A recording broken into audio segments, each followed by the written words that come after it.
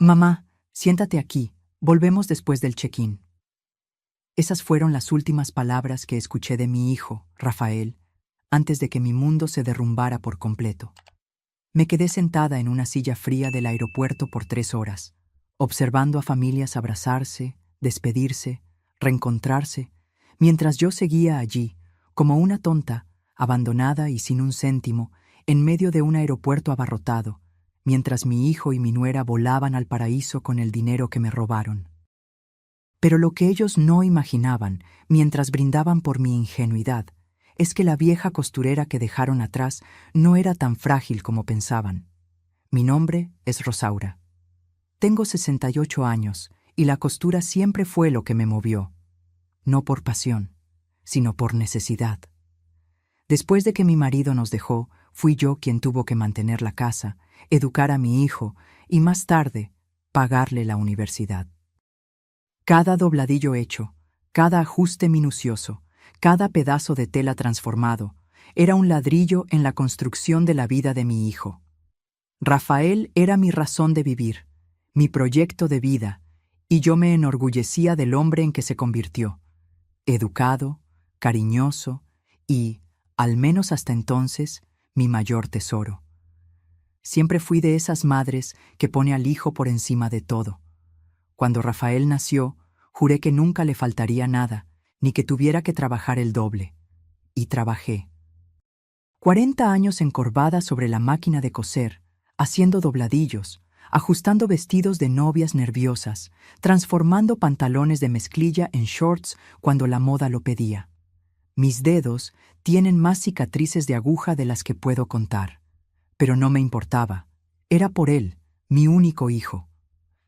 «Mamá, tenemos una sorpresa para ti».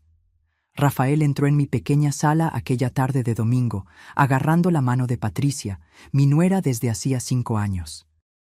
Los dos sonreían como niños que han hecho alguna travesura inocente. Patricia sostenía un sobre dorado en las manos, agitándolo en el aire. «¿Adivina qué es?», preguntó, acercándose a mí. Yo estaba cansada. Acababa de terminar un vestido de fiesta que necesitaba entregar el lunes. A los 68 años, yo aún trabajaba todos los días, incluidos los fines de semana. No por necesidad absoluta. Mis ahorros de 4 décadas me darían una jubilación modesta, pero digna. Trabajaba por gusto, por hábito, y porque el silencio de la casa a veces me asfixiaba. «No tengo ni idea, queridos», respondí, ajustando las gafas en la punta de la nariz. «Es tu regalo de cumpleaños adelantado», exclamó Rafael, sentándose a mi lado en el sofá gastado. «Sabemos que faltan 2 semanas, pero no pudimos esperar». Patricia me entregó el sobre. Lo abrí con cuidado, como siempre hice con cualquier cosa. Ahorrar hasta en la forma de abrir un papel era un viejo hábito de quien conoció la necesidad. Dentro, 3 billetes de avión para Cancún. ¿Ustedes me van a llevar a conocer Noroña?», pregunté incrédula. Mis ojos se empañaron de inmediato. «Sí, mamá. 3 días en el paraíso. Siempre dijiste que querías conocerlo, ¿recuerdas? Cada vez que veías esas aguas azules en la televisión, era verdad». Era un sueño antiguo, de esos que uno dice, pero en el fondo sabe que nunca va a realizar. El sueño de los pobres es así. Nace ya conforme con la imposibilidad. «Salimos pasado mañana. Ya está todo organizado», complementó Patricia. «Solo tienes que hacer la maleta». Sonreí. Por primera vez en años sentí que todos los sacrificios habían valido la pena. Mi hijo se había convertido en el hombre que soñé, atento, gentil, capaz de percibir los pequeños deseos de su madre. Esa noche no pude dormir. Separé mi mejor vestido, azul claro, con pequeñas flores bordadas que yo misma añadí. Me imaginé pisando aquella arena blanca, sintiendo el viento del mar, tal vez incluso entrando en el agua, algo que nunca hice en toda mi vida. A mis 68 años nunca había entrado al mar. Siempre trabajé demasiado para tomar vacaciones, y cuando tenía un descanso, ahorraba para las necesidades de Rafael. El día del viaje llegó. Rafael me buscó a las 10 de la mañana, elogió mi vestido, Dijo que me veía más joven. Patricia comentó sobre mi cabello, que había recogido con una horquilla especial que guardaba para ocasiones importantes, las cuales rara vez sucedían. En el aeropuerto, todo parecía un sueño. Los enormes paneles anunciando vuelos, personas apresuradas arrastrando maletas, ese olor peculiar de lugares por donde miles de personas pasan a diario. Rafael me guió hasta un banco cerca del mostrador de la aerolínea. «Mamá, ¿esperas aquí un poquito? Patricia y yo vamos a hacer el check-in y volvemos enseguida. Va a ser más rápido, hay mucha fila». «Claro, hijo», respondí, sentándome obedientemente. «No te vayas de aquí, ¿de acuerdo? En 10 minutos estamos de vuelta». Asentí con la cabeza, sonriendo. Se alejaron, cargando sus maletas y la mía también.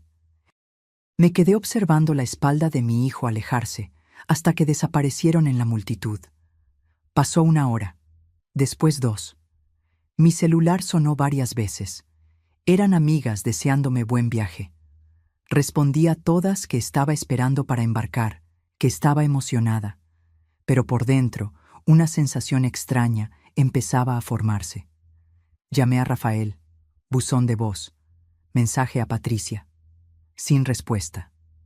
A la 1 de la tarde me levanté. Mis piernas estaban entumecidas de tanto estar sentada.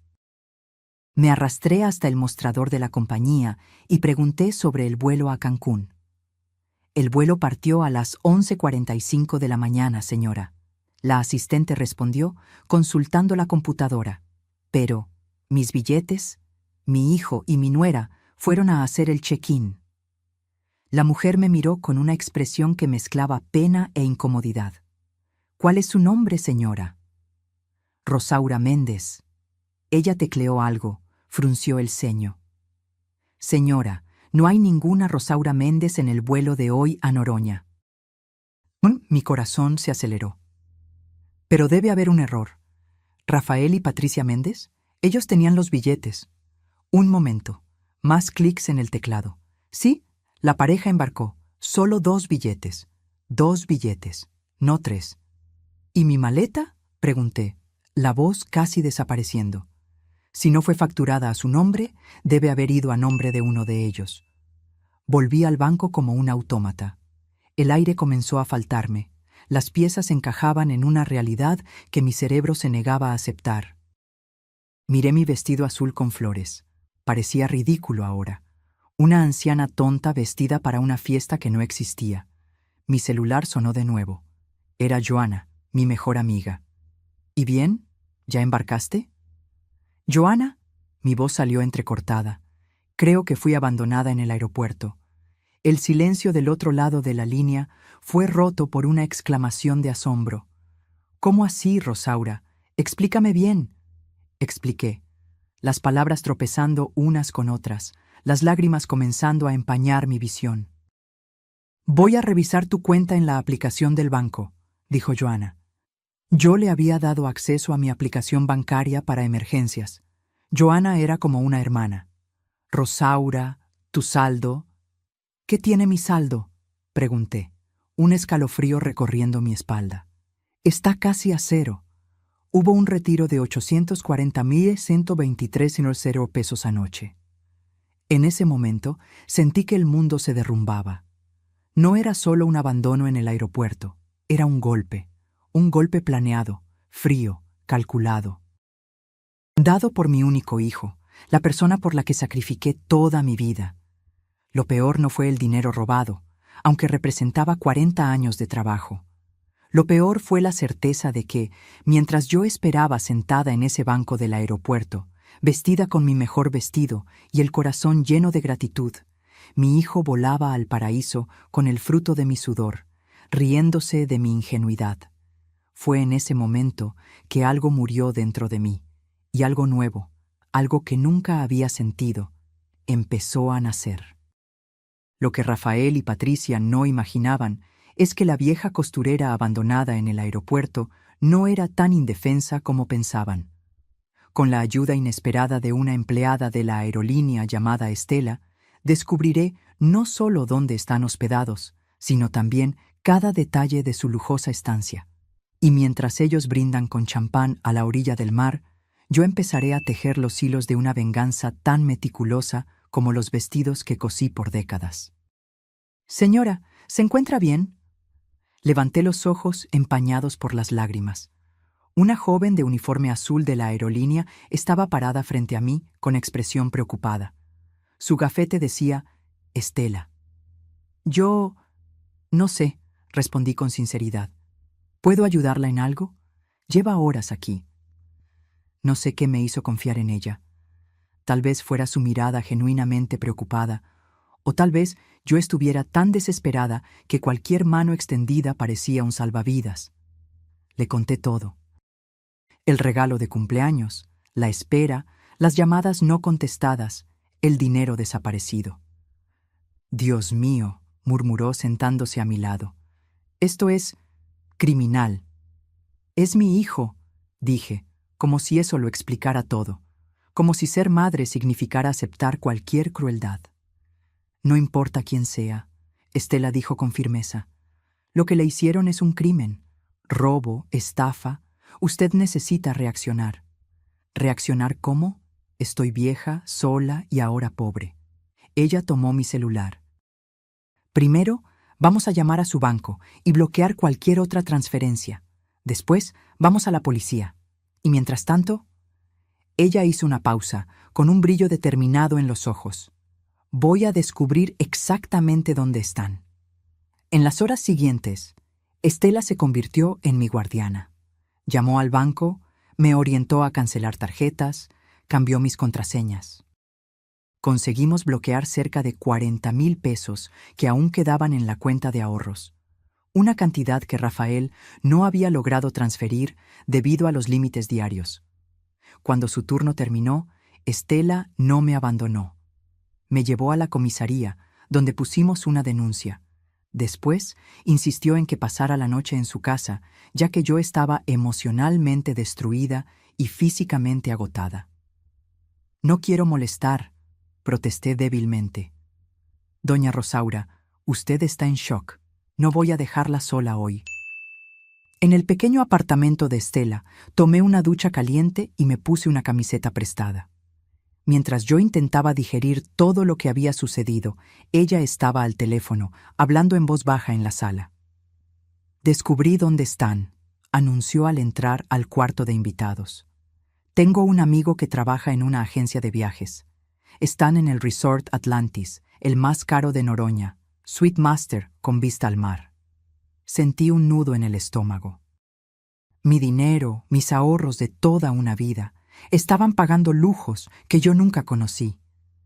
Y hay más, Estela continuó, mostrándome la pantalla de su celular. Mira lo que publicaron en las redes sociales hace una hora. Era una foto de Rafael y Patricia, brindando con copas de champán en un restaurante elegante. La leyenda decía, celebrando nuestra nueva vida. Libertad, nueva etapa. Algo extraño me sucedió en ese momento. Las lágrimas se secaron. El dolor que me consumía se transformó en algo diferente, algo frío y determinado. Estela, dije, mi voz sorprendentemente firme, ¿crees que podemos descubrir más? ¿Sus horarios, actividades planeadas, todo? Ella me miró, intrigada por mi súbito cambio de tono. Probablemente sí. Mi amigo tiene acceso al sistema de reservas. ¿Por qué? Porque no voy a permitir que disfruten un solo día de ese dinero sin consecuencias. A la mañana siguiente, Estela y yo teníamos un plan. Su amigo, Lucas, consiguió detalles impresionantes. Reserva para cenar a las 8 de la noche en el restaurante del resort. Paseo en barco programado para el día siguiente. Incluso el tipo de champán que pidieron al llegar. Una botella de Dom Perignon de 10,000 pesos. Eso daría para pagar 3 meses de mi alquiler, comentó Estela, indignada. O 20 telas de seda para los vestidos que yo hago, añadí. Con la ayuda de Lucas, conseguimos el número de la habitación e incluso el número de teléfono. También descubrimos que el resort ofrecía un servicio donde los huéspedes podían recibir mensajes escritos, entregados en pequeños sobres en la puerta de la habitación. El primer mensaje tiene que ser sutil. le expliqué a Estela. Algo que los haga sentir que no están tan seguros como piensan. Elegimos cuidadosamente las palabras. Las madres no son tan ingenuas como piensan. Lucas garantizó que el mensaje sería entregado a las 6 de la tarde, 2 horas antes de la cena reservada. Ahora esperamos, dije, sintiendo una calma extraña. El dolor aún estaba allí, pero había sido canalizado hacia algo productivo. Por primera vez en 2 días, conseguí comer adecuadamente. A las 6:30 de la tarde, el teléfono de Estela sonó. Era Lucas. No van a creerlo, dijo, apenas conteniendo la risa. Acabo de recibir una llamada de la recepción. Su hijo está exigiendo saber quién dejó el mensaje. Está completamente descontrolado. ¿Qué dijo la recepción?, pregunté. Que no tienen esa información, claro. Cualquier persona puede solicitar la entrega de un mensaje, personalmente o por teléfono. Sonreí. Una sonrisa que no reconocí como mía. El segundo mensaje llegará a las 7 de la noche, decidí. Antes de la cena. ¿Qué dirá?, preguntó Estela. Disfruten de la cena. Puede ser el último momento de paz de ustedes. Lucas silbó bajito al oír. Doña Rosaura, usted es implacable. Aprendí a hacerlo. Ayer. El segundo mensaje tuvo el efecto esperado. Lucas nos informó que la pareja llegó al restaurante visiblemente nerviosa, mirando constantemente a su alrededor. Patricia tenía los ojos rojos, como si hubiera llorado. Hora de la llamada. Anuncié a las 9 de la noche, cuando sabía que estarían en medio de la cena. Estela me pasó su celular. Habíamos decidido no usar el mío, en caso de que reconocieran el número. Ella marcó el número del restaurante del resort y pidió hablar con Rafael Méndez. Lo puse en altavoz. ¿Hola? La voz de mi hijo sonaba tensa, desconfiada. Hola, Rafael. Mi voz salió más tranquila de lo que esperaba. Silencio. Después, un susurro ahogado. ¿Mamá? Sí, hijo. ¿Estoy interrumpiendo algo? ¿Tal vez el filete miñón con reducción de vino tinto que acabas de pedir? ¿O prefieres terminar la botella de champán primero? ¿Cómo lo sabes? Lo sé todo, Rafael. Sé que están en la Suite Master del Resort Atlantis. Sé del paseo en barco programado para mañana. Sé hasta la marca de la maleta que compraron con mi dinero. Mamá, ¿puedo explicar? ¿Explicar qué? ¿Cómo planeaste abandonarme en el aeropuerto después de robar mis ahorros de 40 años? ¿Cómo convenciste a tu esposa de participar en esta crueldad? ¿O vas a explicar por qué pensaste que yo no lo descubriría? No fue así. ¿Nosotros solo qué? Solo decidieron que una vieja costurera no merecía disfrutar del dinero que ganó con su propio sudor. ¿Que sería mejor usar ese dinero para ustedes mismos? Oí un sollozo del otro lado. No era Rafael, parecía ser Patricia. Tienen 10 minutos para salir de ese restaurante y volver a la habitación. Nuestra conversación apenas está comenzando. Y créeme, hijo, no vas a querer tener este tipo de conversación en público. Colgué.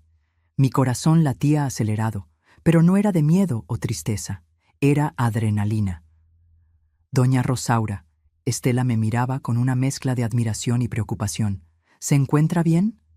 Mejor que en años, respondí, sorprendiéndome a mí misma. Es extraño, Estela. Pasé la vida entera siendo buena, aceptando todo, sacrificándome por los demás. ¿Y a dónde me llevó eso? A un hijo que me roba y me abandona. ¿Qué va a hacer ahora?, ella preguntó. Voy a recuperar mi dinero y voy a enseñarle una lección a mi hijo que nunca olvidará. Mientras esperábamos que pasaran los 10 minutos, Lucas nos envió un mensaje. La pareja había salido apresuradamente del restaurante, dejando la comida prácticamente intacta en la mesa.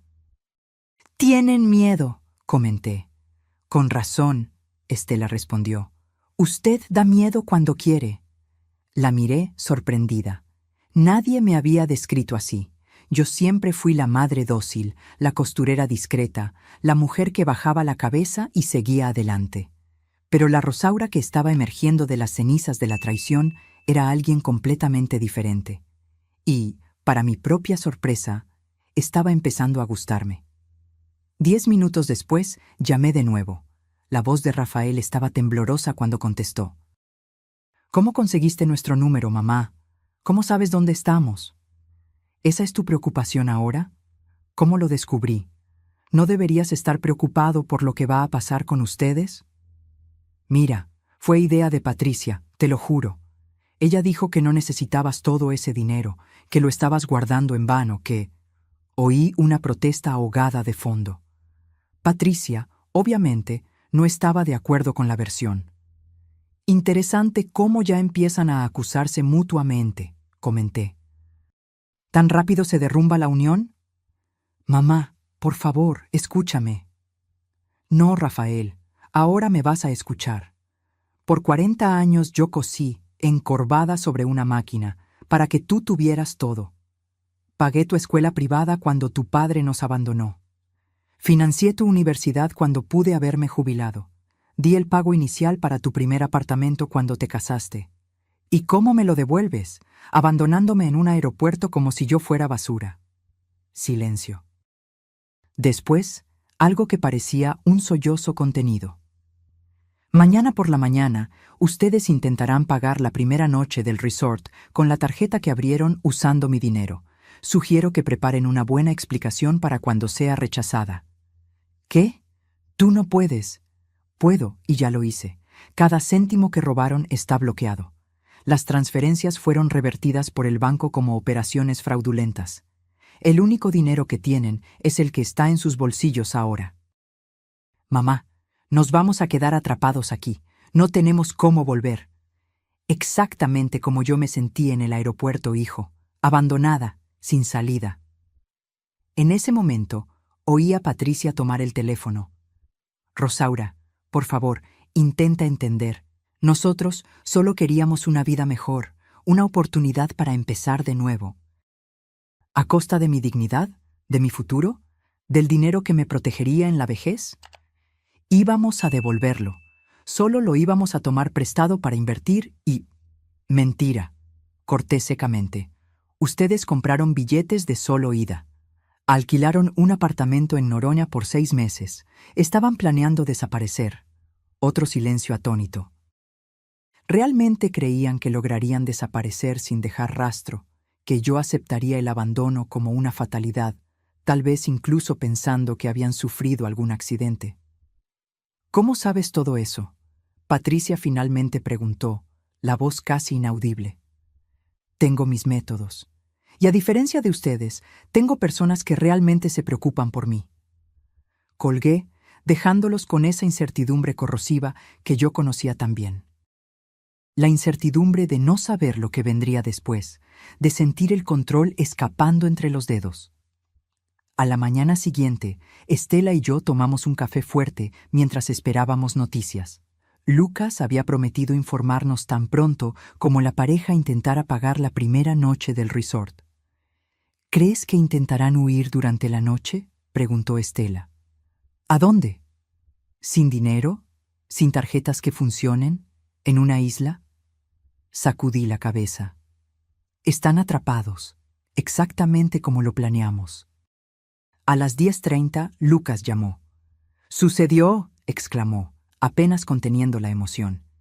Intentaron pagar con 3 tarjetas diferentes. Todas fueron rechazadas.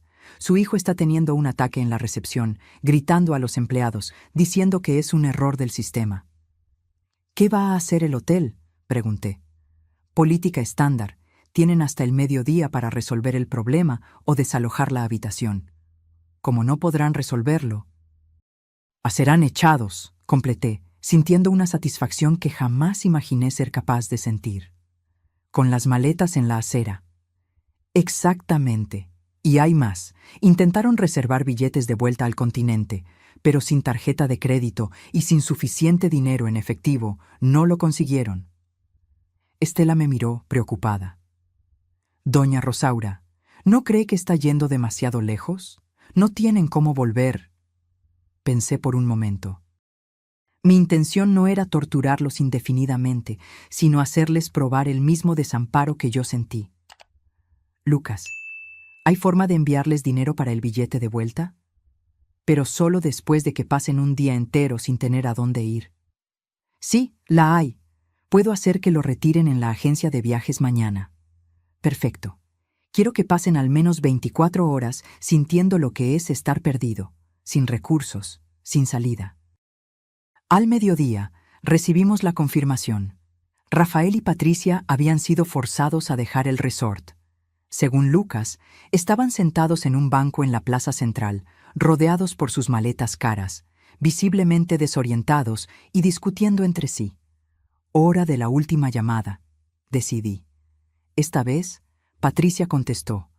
Su voz estaba ronca, probablemente de tanto llorar. ¿Qué más quiere, Rosaura? Ya nos humilló, ya nos dejó en la calle. Quiero establecer mis condiciones, respondí con calma.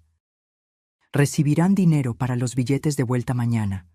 Cuando lleguen al continente, firmarán un documento preparado por mi abogado reconociendo la deuda total conmigo, incluyendo intereses y daños morales. ¿Y si no firmamos? La voz de Rafael sonó de fondo. Entonces la denuncia por estafa y robo seguirá en la policía y responderán criminalmente. Elijan. Oí una discusión ahogada entre ellos. Después Rafael tomó el teléfono. Está bien, mamá, firmaremos. Solo sácanos de aquí, por favor. Su voz estaba rota, humillada, el mismo tono que la mía tuvo cuando me di cuenta del abandono en el aeropuerto. Aún no, Rafael. Pasarán la noche donde puedan, sin hotel, sin comodidad. Mañana a las 10 de la mañana busquen la agencia Horizonte Turismo y pregunten por Lucas. Él tendrá el dinero de los billetes y las instrucciones. Mamá, está oscureciendo, no conocemos a nadie aquí. Debiste haber pensado en eso antes de dejarme sola en un aeropuerto, ¿no crees? Hubo una pausa. Después, un suspiro derrotado. Has cambiado, mamá. Nunca te vi así. Tú me transformaste, hijo. La madre buena y sumisa que conociste murió en ese aeropuerto. Colgué por última vez. Sentí una extraña mezcla de satisfacción y tristeza. No por lo que había hecho, de eso no me arrepentía, sino por haber llegado a este punto. Por haber sido forzada a mostrar un lado mío que ni yo misma sabía que existía. ¿Qué va a hacer ahora?, preguntó Estela, poniendo la mano sobre mi hombro. Empezar de nuevo, en otro lugar, lejos de los recuerdos. Tengo 12,000 reales ahorrados y mis habilidades de costurera. Es más de lo que mucha gente tiene para reconstruir la vida. Puede quedarse conmigo mientras se reorganiza, ella ofreció. Miré a aquella joven que se había convertido en mi aliada inesperada, casi una hija en pocos días. Gracias, Estela. Pero necesito aprender a valerme por mí misma ahora. Ya dependí demasiado de los demás.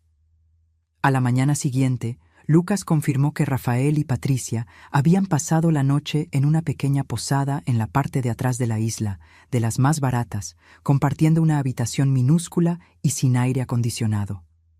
Habían usado el poco dinero que les quedaba en las carteras para eso. Están destrozados, Lucas comentó, discutiendo todo el tiempo, culpándose mutuamente. ¿Y el dinero para los billetes?, pregunté. Ya lo tengo. Regresan mañana en el primer vuelo. Sentí un peso saliendo de mis hombros. La venganza estaba completa. No había sido cruel más allá de lo necesario, solo proporcional a lo que me hicieron. Ellos habían aprendido lo que es ser abandonado, traicionado, dejado a su suerte. Ahora era hora de cuidarme a mí misma. En los días que siguieron, con la ayuda de Estela, encontré un pequeño apartamento para alquilar en Guadalajara, una ciudad donde el clima era perfecto para una nueva etapa. El costo de vida era menor y había demanda de costureras hábiles para la comunidad local. Cuando Rafael y Patricia volvieron, firmaron el documento reconociendo la deuda, como acordado. Estaban abatidos, pálidos, con ojeras profundas. No intercambiamos más de 10 palabras. En realidad, no había nada que decir. Ellos habían mostrado quiénes eran realmente, y yo había hecho lo mismo. El día en que me mudé a Guadalajara, Estela me acompañó hasta la estación de autobuses. ¿Está segura de que no quiere que vaya con usted, al menos los primeros días?, preguntó, preocupada. Estoy segura. Necesito hacer esto sola, pero siempre serás bienvenida a visitarme. La abracé con fuerza. En pocos días, aquella joven me había enseñado más sobre lealtad y compasión que mi propio hijo en décadas.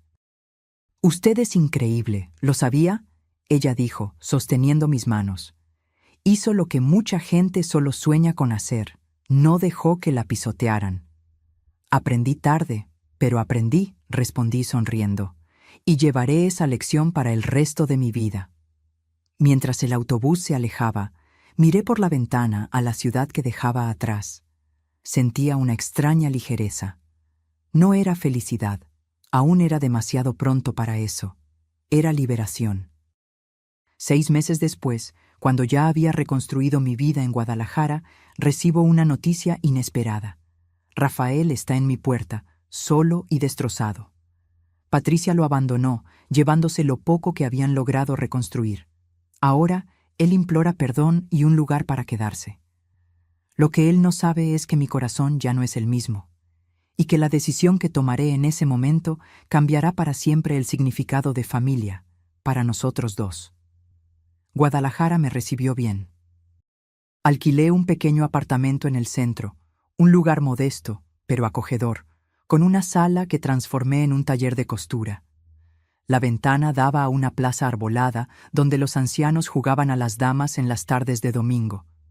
Era un buen lugar para empezar de nuevo. En las primeras semanas me despertaba sobresaltada en medio de la noche, el corazón acelerado, reviviendo el momento del abandono en el aeropuerto. Otras veces soñaba con Rafael de niño, corriendo a mis brazos después de la escuela, y me despertaba con el rostro mojado de lágrimas. La traición no es una herida limpia, es un veneno que se extiende lentamente, contaminando hasta los recuerdos más dulces. Pero poco a poco establecí una rutina. Empecé a aceptar pequeños trabajos de costura, primero solo dobladillos y ajustes, luego vestidos más elaborados. Mi reputación creció rápidamente. En una ciudad pequeña, las noticias de una costurera hábil se esparcen como el viento. «Doña Rosaura, usted tiene manos mágicas», exclamó doña Cecilia, una clienta que se convertiría en amiga, al probarse un vestido que ajusté para la boda de su nieta. «Parece que fue hecho para mí desde el principio». 40 años de práctica ayudan, respondí sonriendo. «Usted debería dar clases», sugirió. «Hay tantas jóvenes por aquí a las que les gustaría aprender». La idea se plantó en mi mente. 2 semanas después, puse un pequeño anuncio en la panadería del barrio. Clases de costura para principiantes, martes y jueves, de 6 de la tarde a 8 de la noche. Para mi sorpresa, 6 mujeres aparecieron en la primera clase. No solo jóvenes, como esperaba, sino mujeres de todas las edades. Algunas querían aprender por pasatiempo, otras por necesidad financiera. Una de ellas, Marcia, estaba desempleada desde hacía un año y veía en la costura una posibilidad de ingresos. «Mi marido me dejó con 2 niños pequeños», me contó mientras aprendía los primeros puntos. «Necesito mantener a mi familia de alguna manera». Reconocí en ella la misma determinación que me movió cuando Rafael era pequeño y su padre nos abandonó.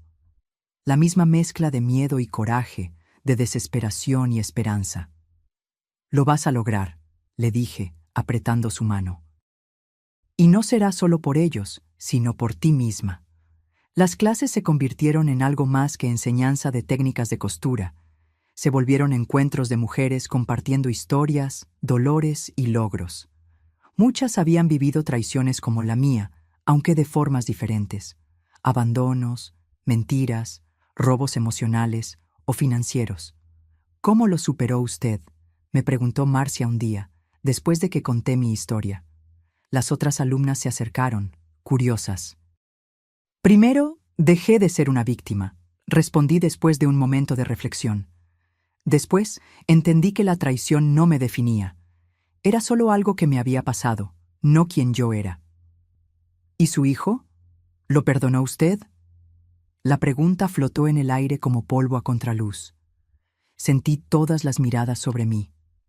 No he llegado a ese punto aún, admití.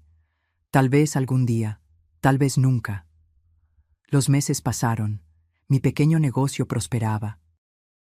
Además de las clases, ahora tenía una clientela fiel para vestidos a medida. Conseguí comprar una máquina de coser nueva, más moderna que la antigua. Hice amistades verdaderas. Empecé a participar en un grupo de caminata los sábados. Fue en una de esas caminatas que conocí a Alberto, un profesor de historia jubilado, viudo desde hacía 5 años. Un hombre gentil, de habla suave y ojos que sonreían antes que los labios. Empezamos a encontrarnos para tomar café después de las caminatas. Después, para almuerzos los domingos. En algún momento me di cuenta de que me reía más, que mi corazón ya no pesaba tanto. ¿Te gustaría ir al cine conmigo el viernes?, me preguntó una tarde de mayo, 6 meses después de mi llegada a Guadalajara. ¿Como una cita?, pregunté, sintiéndome extrañamente joven. Exactamente como una cita, confirmó, un ligero rubor coloreando sus mejillas. Acepté. A mis 68 años, tendría mi primera cita romántica en décadas. La vida sí que estaba llena de sorpresas. El viernes pasé más tiempo de lo normal eligiendo qué ponerme. Opté por un vestido azul, no el mismo del aeropuerto, sino uno nuevo, que yo misma había hecho, con un corte más moderno y cómodo. Alberto me buscó puntualmente a las 7 de la tarde. La película era una comedia francesa ligera, perfecta para la ocasión. Al volver a casa, alrededor de las 10 de la noche, noté una figura sentada en la escalera de mi edificio. Mi corazón dio un vuelco cuando reconocí la silueta familiar. Rafael. Mamá, se levantó, la voz quebrada. Estaba más delgado, con la barba sin afeitar y ojeras profundas. Alberto se dio cuenta de inmediato de que algo andaba mal. ¿Quieres que me quede?, susurró. No es necesario, respondí. Estaré bien. Después de un breve apretón de manos y la promesa de llamar al día siguiente, Alberto se fue, lanzando miradas preocupadas hacia atrás. ¿Qué haces aquí?, le pregunté a Rafael, mi voz más firme de lo que esperaba. Necesito hablar contigo, por favor. Abrí la puerta del edificio y subí las escaleras hasta mi apartamento, consciente de los pasos vacilantes detrás de mí. Sentí un torbellino de emociones. Rabia, dolor, una punzada de preocupación maternal que me irritó, pues mostraba que, a pesar de todo, aún me importaba. En el apartamento le indiqué el sofá. Él se sentó, mirando a su alrededor, notando los cambios en mí, en mi vida. «Te ves bien», comentó, casi sorprendido. «Lo estoy. Mejor que nunca, de hecho». Él bajó los ojos mirando sus propias manos. «Patricia me dejó», dijo finalmente. «Se llevó lo poco que habíamos logrado juntar en estos meses. Dijo que ya no aguantaba vivir con la culpa y conmigo». No respondí. Una parte de mí quería decir, «te lo mereces», pero otra parte, una que yo intentaba sofocar, sentía una punzada de dolor por su dolor. Perdí el empleo también. Nadie quiere contratar a alguien con una denuncia de estafa, incluso si fue retirada. «¿Qué quieres, Rafael?», pregunté directamente. «Perdón», respondió, la voz casi inaudible, «y un lugar para quedarme hasta que pueda levantarme». Miré a aquel hombre destrozado frente a mí. Mi hijo, a quien acuné tantas noches, a quien le enseñé las primeras palabras, por quien sacrifiqué sueños y deseos propios. El mismo que planeó fríamente abandonarme, que robó mis ahorros, que pensó que yo era desechable. «No», respondí simplemente. Él levantó la cabeza, en shock. Probablemente esperaba vacilación, un momento de debilidad maternal, una puerta entreabierta. «No puedo perdonarte aún, Rafael. Tal vez un día, pero no ahora. Y no puedo recibirte en mi casa. No confío en ti». «Mamá, no tengo a dónde ir». Como yo no tenía cuando me dejaste en el aeropuerto, completé. La diferencia es que tú tienes opciones que yo no tuve. Eres joven, saludable, tienes la educación que yo pagué. Puedes empezar de nuevo. ¿Solo? Su voz era la de un niño perdido. Sí, solo. Como yo lo hice. Él empezó a llorar, los hombros sacudiéndose con sollozos. Por un momento, mi instinto fue abrazarlo, consolarlo como tantas veces hice en el pasado. Pero resistí. Esas lágrimas eran parte del camino que él necesitaba recorrer solo. «Puedo ayudarte de otra forma», ofrecí después de un largo silencio. «Puedo prestarte dinero para un mes de alquiler en una habitación simple y comida básica. Pero tendrás que firmar un documento comprometiéndote a devolverlo, y tendrás que buscar trabajo de inmediato. Cualquier trabajo». ¿Tú harías eso? ¿Después de todo? No lo hago por ti, sino por mí. Porque no quiero ser como tú, capaz de darle la espalda a alguien en necesidad. Sus lágrimas aumentaron, ahora mezcladas con vergüenza visible. «Acepto cualquier ayuda y lo devolveré, te lo juro». «No jures, solo hazlo». A la mañana siguiente, retiré 1,000 reales de la cuenta de ahorros, dinero que ya había logrado ahorrar en estos meses, y se lo entregué a Rafael en un sobre. Él firmó un papel simple reconociendo la deuda. No era un documento legal, era más un símbolo, una prueba. «Hay una pensión en la calle de las Acacias que alquila habitaciones por semana», le expliqué. «Y el mercado municipal siempre necesita cargadores». Él asintió, guardando el sobre en el bolsillo como si fuera algo precioso y frágil. «¿Por qué estás haciendo esto?», preguntó en la puerta antes de irse. «Sería más fácil simplemente echarme». «Porque elegí no dejar que tu traición me transformara en alguien que no reconozco. Y porque, a pesar de todo, hay una parte de mí que todavía espera que aprendas algo de todo esto». «Aprendí, mamá, de la peor manera posible. Ya veremos».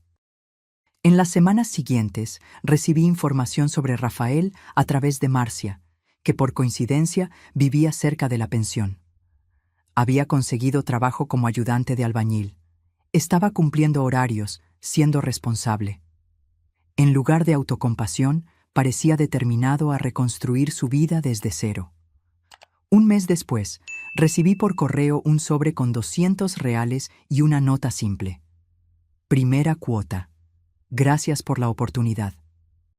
En los meses siguientes, los sobres siguieron llegando puntualmente. Nunca hubo visitas sorpresa, nunca pedidos de más dinero o favores. Solo las cuotas y ocasionalmente una nota breve sobre su progreso. 6 meses después de esa noche, estaba organizando una pequeña fiesta de Navidad en mi apartamento.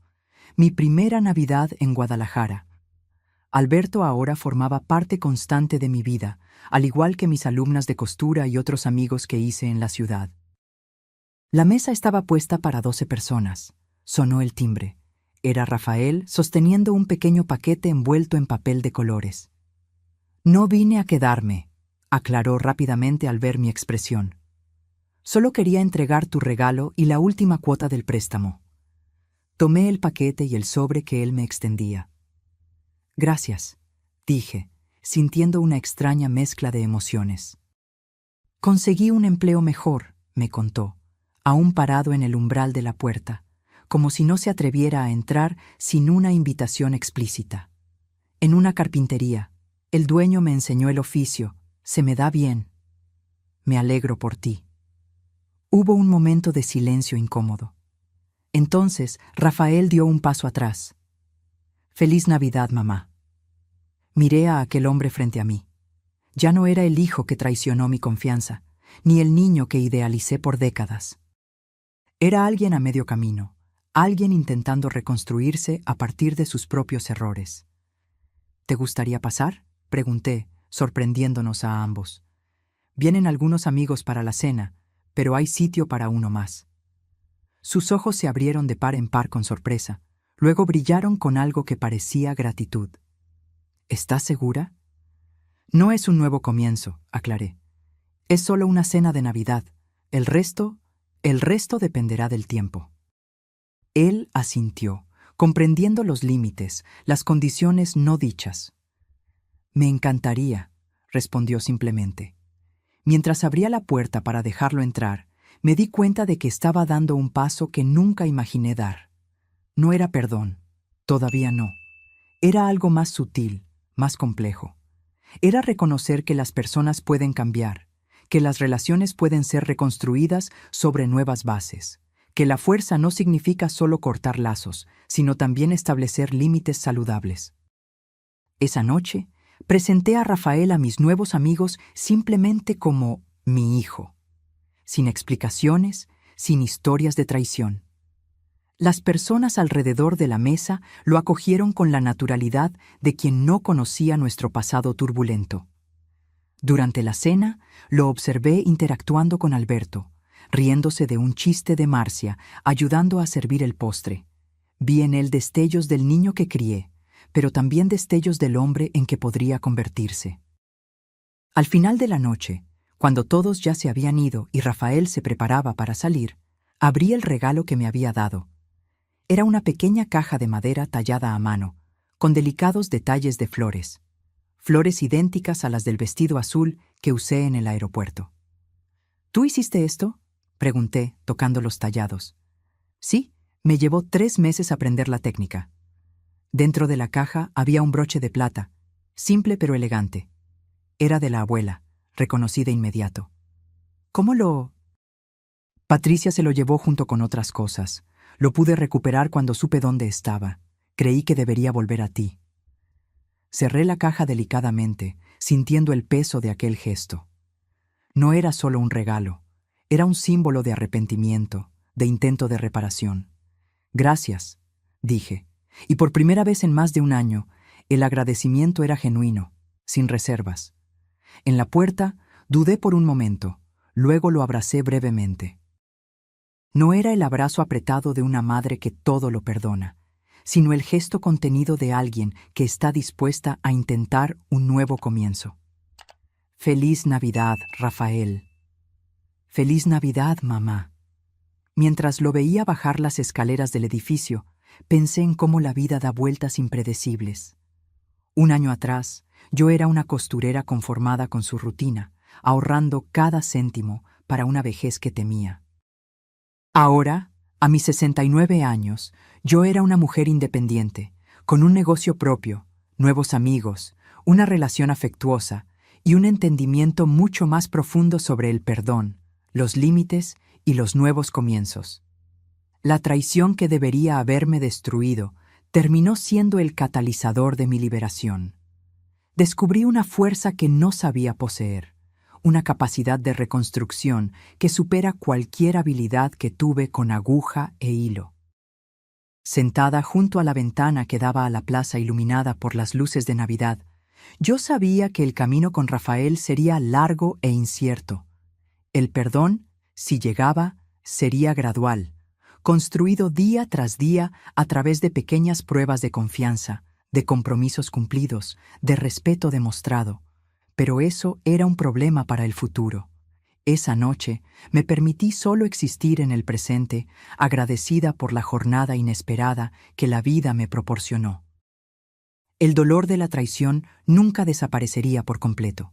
Esas heridas dejan cicatrices permanentes. Pero yo había aprendido que las cicatrices también pueden ser marcas de fuerza, testigos silenciosos de batallas vencidas. Y esa, tal vez, haya sido la lección más valiosa de todas, que nuestras historias no son definidas por los golpes que sufrimos, sino por la forma en que nos levantamos después de ellos. Que a veces es necesario perderlo todo para descubrir quiénes somos realmente. Que, paradójicamente, la mayor traición de mi vida se convirtió en mi mayor liberación. ¿Y a ti, qué te pareció la actitud de Rosaura? ¿Perdonarías a tu hijo si estuvieras en su lugar? ¿O harías exactamente lo mismo? Deja tu opinión en los comentarios. Y no te olvides de darle a me gusta al video, suscribirte al canal y compartirlo con esa amiga que necesita un poco de inspiración. Juntos, mostramos que la vida puede dar vueltas increíbles y que la justicia, al final de cuentas, siempre llega.